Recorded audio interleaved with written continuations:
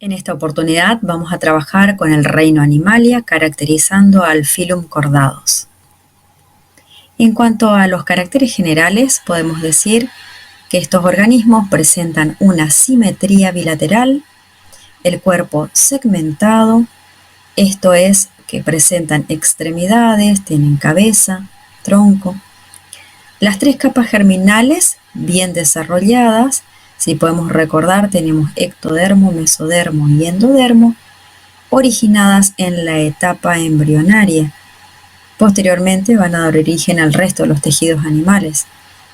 Un cordón nervioso en posición dorsal, una estructura de sostén también en posición dorsal, que es la notocorda, un sistema digestivo completo con presencia de boca y ano, una reproducción sexual, la mayoría tienen sexos separados.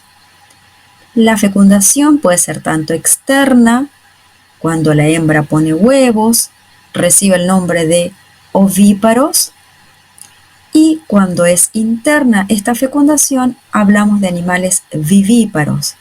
El corazón va a presentar cámaras, el endoesqueleto puede ser óseo o cartilaginoso, la musculatura es segmentada, hay presencia de una cola postanal, la faringe extremada, esto quiere decir que hay hendiduras branquiales con dos funciones, una es respiratoria y la otra va a ser digestiva, y epineura.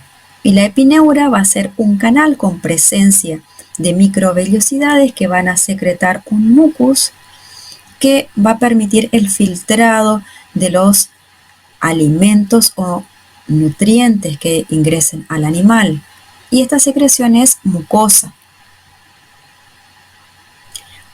Para hablar de los cordados, vamos a tener tres subfilum en particular. Uno de ellos son los cefalocordados, también vamos a tener a los urocordados y a los vertebrados.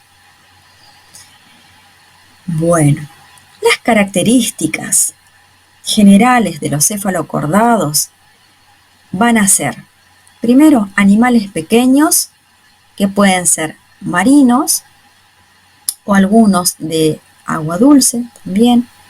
El caso particular es del anfioxo o branquiostoma.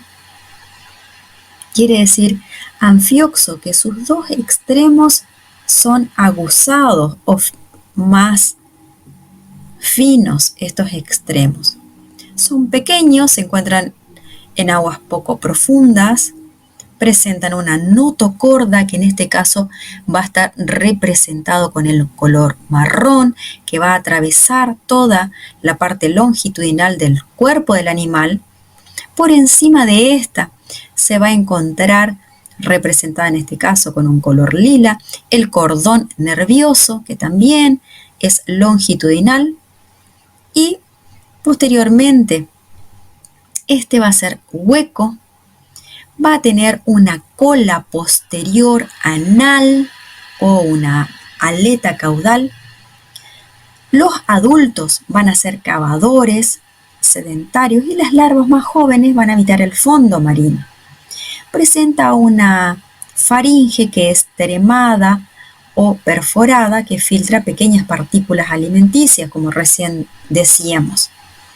El alimento va a ser atrapado en esta faringe justamente por esta sustancia mucosa que la va a estar filtrando. También vamos a tener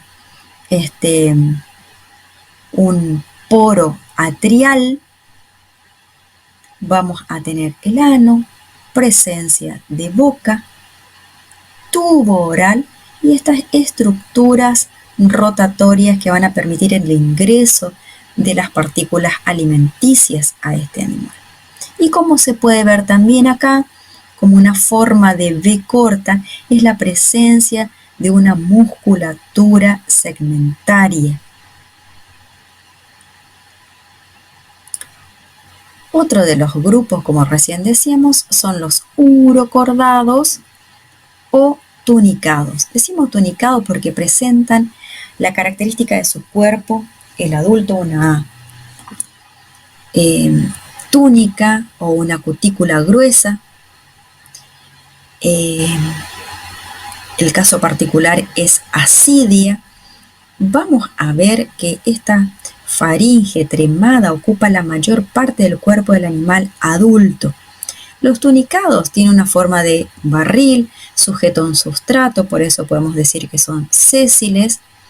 La larva se dice que es semejante a Branquiostoma, es móvil, presenta características de los cordados, como recién decíamos, presenta un cordón nervioso dorsal, una notocorda, un sistema digestivo, la característica muscular más rudimentaria. Este es un sifón por el cual van a ingresar las partículas alimenticias, van a ser filtradas por esta faringe y posteriormente van a ser eliminados el resto de los desechos a través de otro sifón que es el sifón atrial. Se encuentran en el fondo de los océanos, forman parte del plancton y hay alrededor de unas 1.300 especies. Continuando con el tercer grupo de los cordados, tenemos al subfilum vertebrados, representado por peces, lisanfibios, antiguos anfibios, saurópsidos, los antiguos reptiles, y ahí también incluimos a las aves dentro del grupo saurópsidos, y mamíferos. Constan de una simetría bilateral, cuerpo segmentado, y cuando hablamos de este cuerpo segmentado habíamos hablado de extremidades, un cráneo y también el resto del cuerpo, de acuerdo a su morfología o anatomía. La mayoría presenta una columna vertebral a lo largo de todo su cuerpo o espina dorsal con una función estructural. Algunas formas primitivas carecen de vértebras. También es generalmente ósea, se desarrolla alrededor de la notocorda y suplanta a la notocorda. El cerebro está encerrado o está protegido por un cráneo donde existen de 10 a 12 pares de nervios craneanos. La piel se encuentra modificada, pudiendo presentar escamas, pelos, plumas, cuernos. Los músculos están relacionados con el esqueleto para lograr un movimiento. El sistema circulatorio es cerrado, el corazón presenta cámaras que pueden ser de 2 a 4. En esta oportunidad se observa a uno de los ejemplares primitivos de cordados, que es el grupo de los agnatos, y decimos agnatos porque son peces que no tienen mandíbula, y acá se puede observar una particularidad de su boca. Va a presentar perforaciones, como vimos anteriormente, de la faringe, y este es el caso de las lampreas. Los mixines son exclusivamente marinos. En cuanto a las lampreas, pueden ser dulceacuícolas o marinas. El caso particular es que no presentan vértebras y a ambos lados de su cuerpo, flanqueando su cuerpo, presentan estructuras cartilaginosas que sostienen a este animal, pero no podríamos hablar de vértebras precisamente. Eso sí ocurre en el grupo de los natostomados, que son aquellos animales que presentan mandíbulas articuladas. Además de presentar estas mandíbulas articuladas, vamos a tener una modificación justamente de la notocorda, que se va a transformar en esta estructura seriada que son las vértebras, y obviamente se van a ir disponiendo en forma simétrica. Las vértebras tienen un centro o cuerpo, van a tener una espina neural, una espina emal, un arco neural y un arco emal. El resto de los animales van a presentar vértebras propiamente dichas. El cráneo es un carácter exclusivo y muy desarrollado. para proteger justamente al encéfalo que adquiere un desarrollo completo. Este cráneo puede ser también óseo, cartilaginoso o membranoso. En este esquema vamos a estar repasando los caracteres fundamentales de los cordados. Recordaremos que son 6, o en algunos casos, según la bibliografía, vamos a ver que son 5. Uno de ellos, la fundamental, es la presencia de notocorda que va a recorrer el cuerpo del animal representado por este tubo que va desde la cabeza o cráneo hasta la cola. Posteriormente, esta va a dar origen a la columna vertebral. También en posición dorsal, como tubo, este cordón nervioso dorsal, o también llamada notocorda, que recorre el cuerpo del animal. 2. 3. Musculatura segmentada longitudinal, que va a permitir el movimiento, desplazamiento del animal. 4. Presencia de estas aberturas faríngeas o faringotremia, que van a intervenir tanto en el sistema respiratorio como digestivo. Cola postanal y endostilo. Este endostilo es un tubo con microvellosidades que va a segregar sustancias mucosas para poder atrapar las partículas con la ingestión del animal. Pero en este caso, como es un animal más evolucionado, en el proceso de la digestión ya van a estar interviniendo una musculatura con contracciones peristálticas para la digestión, y todo va a depender también del desarrollo de la clase Lysanfibia. Antiguos anfibios están representados por 3 grupos. Unos son los anuros, otros son los caudata y el otro son los gymnofiona. La característica principal es que tienen un esqueleto óseo, una piel cubierta por glándulas mucosas, algunas de ellas son venenosas, una boca grande, generalmente con pequeños dientes, algunos de ellos no presentan dientes, una respiración por pulmones, también por la piel. Hay branquias bucofaringias, 10 pares de nervios craneales. Hay sexos separados con fecundación externa o interna y generalmente con metamorfosis. Son ectotérmicos, y el término ectotérmico hace referencia a que dependen de fuentes externas de calor, porque no son capaces de generar por sí mismos este calor interno. Depende de la temperatura del ambiente.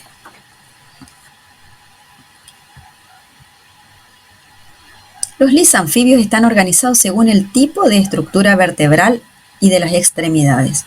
Y para eso tenemos a la subclase Anura, representada por los sapos y las ranas, con miembros desiguales. Las extremidades anteriores son más cortas que las posteriores, y estas segundas, adaptadas para el salto, carecen de cola en el estadio adulto, columna vertebral reducida y rígida. Su dieta es carnívora en el adulto, un tracto digestivo relativamente corto. Los ambientes en que podemos encontrar pueden ser las charcas, los ríos, algunas son arborícolas, otras son desérticas, y en el extremo final de la columna vertebral se produce una fusión de vértebras, formándose así una estructura denominada urostilo. En la subclase Urodelos, y actualmente vamos a hablar de subclase Caudata, hay algunos representantes conocidos como las salamandras y los tritones. Su cuerpo presentan miembros iguales, me refiero a las extremidades anteriores y posteriores, y la presencia de cola, que es la que le da el nombre a los urodelos. Los adultos se asemejan a los renacuajos, con la diferencia de la presencia de pulmones. También se pueden reproducir y vivir fuera del agua. Y la subclase Gymnofiona cuyos representantes son las cecilias o cecílidos, con un cuerpo semejante a un gusano, por eso se los dice de aspecto vermiforme. Están desprovistos de patas o de extremidades, poseen una cola rudimentaria, también tienen tentáculos olfativos y habitan únicamente en las regiones tropicales o húmedas. En cuanto a la reproducción, vamos a observar esta postura que se denomina amplexo, ¿sí? Que las parejas se aparean en el agua y justamente este término hace referencia al amplexo, o también podríamos llamar un abrazo nupcial, durante el cual el macho se aferra a la hembra con sus miembros anteriores, los cuales poseen callosidades especiales para la adhesión sobre la hembra. La fecundación puede ser externa, se lleva a cabo en el agua. El macho vierte su esperma y a la vez que la hembra deposita huevos, también sin fecundar. Y posteriormente estos son fecundados en el agua. La metamorfosis ocurre en los anuros. La característica es que poseen sexos separados, un macho y una hembra. La fecundación puede ser tanto interna como externa, siendo en su mayor parte ovíparos. La puesta de huevos se realiza en el agua y se presentan cuidados paternales. De los huevos surgen las crías. Las crías reciben el nombre de renacuajos y presentan un estadio larvario que posteriormente van creciéndole una cola muy larga, presentan branquias externas para su respiración, aparecen las patas posteriores, luego las patas anteriores, la cola. A medida que va creciendo el animal se va reduciendo hasta desaparecer. Una vez que este animal haya crecido y desaparecido la cola y haya presentado tanto extremidades posteriores como anteriores, esta sale del agua adaptándose a un ambiente terrestre. Vamos a hacer una diferencia entre los sapos y las ranas, para poder desmitificar que la rana es una versión femenina de los sapos, con lo cual esto no es cierto. Los sapos tienen una piel más rugosa, de aspecto áspero o seco, con numerosas glándulas secretoras, un cuerpo robusto, verrugas en su piel. Sus glándulas parótidas son grandes, sus miembros anteriores literalmente palmeados. Sus colores son menos lúcidos que las ranas, también pueden ser pardos, dependiendo justamente de los diferentes hábitats que estos puedan estar. Ellos realizan vocalizaciones características de sus especies. Las ranas tienen una piel más lisa, brillante, habitualmente de aspecto húmedo, pueden tener colores muy variados. Sus extremidades anteriores son más largas, pero superan en longitud las extremidades posteriores adaptadas para el salto. Entre sus dedos presentan unas estructuras membranosas adaptadas también para el nado y con estructuras esféricas circulares digitales en los extremos de los dedos, y pueden ser más pequeñas. El orden Gymnophiona y Caudata se ven representados por estos ejemplares, los más conocidos. Para Gymnophiona, los cecílidos o Cecilia, que como hoy dijimos, su cuerpo tiene una estructura vermiforme, cilíndrica. Algunos pueden presentar o no ojos, una abertura de la boca en el extremo de su cráneo. Son cavadoras. También tenemos un ejemplar de los caudatas, son las salamandras, que relativamente o la mayoría de ellas son muy pequeñas, que tienen extremidades iguales, una cola, en algunos casos pueden ser muy largos. Este orden caudata, hay algunos ejemplares muy típicos, como recién nombramos a las salamandras, los tritones. La característica particular es que no se puede apreciar en este tritón un cuello, tiene una cola que está adaptada para el nado, justamente acuático. Posteriormente vemos a otro ejemplar que son los axolotes, que la particularidad de ellos es que siempre tienen en el estadio adulto, no desaparecen las branquias externas. Las salamandras pueden ser terrestres o acuáticas, carecen de pulmones y respiran a través de la piel. Los tritones acuáticos carecen de branquias y usan sus pulmones para respirar, y los axolotes con caracteres juveniles aún siendo adultos, y pueden ocurrir por una neotenia, o sea que se reduce la tasa de crecimiento del cuerpo y llega a mudar antes de ser adulto. Y la progénesis, la madurez precoz de las gónadas en una larva. Los Gymnophiona o Cecilia o cecílidos no tienen miembros locomotores, sus cuerpos son alargados, viven en ambientes acuáticos o fosoriales y pueden presentar escamas dérmicas bajo la piel. Algunos pueden tener ojos pequeños y algunos pueden ser ciegos.